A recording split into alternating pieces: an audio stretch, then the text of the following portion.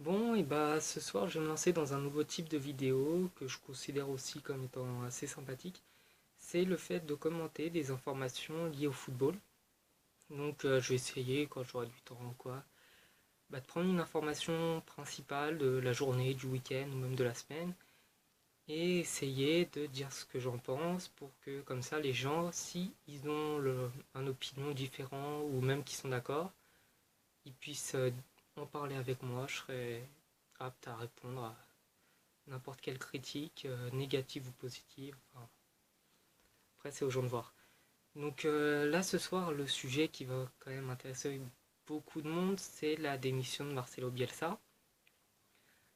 Moi, je vais mettre les choses au clair tout de suite. Je suis pas supporter du tout de l'OM. Au contraire, je suis supporter parisien depuis, allez, on va dire 2002-2003, depuis que je suis tout petit. Mais ça m'empêche pas d'essayer d'être objectif.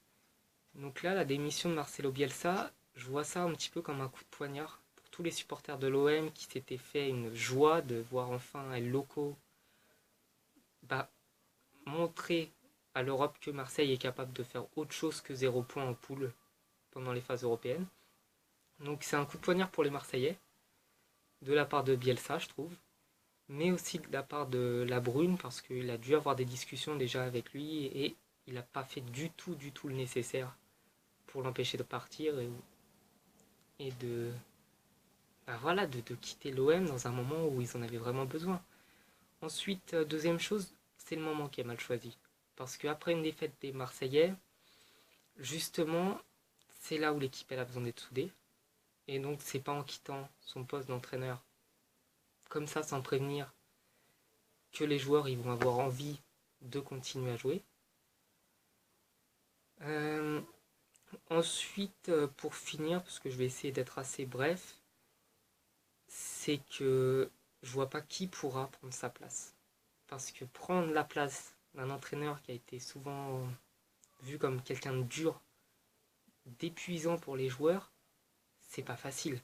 Parce qu'en plus, il y a un groupe avec beaucoup de départs, des cadres, comme Gignac, Payet, Imbula et compagnie. Et puis il y en a d'autres, je pense, qui vont quand même partir.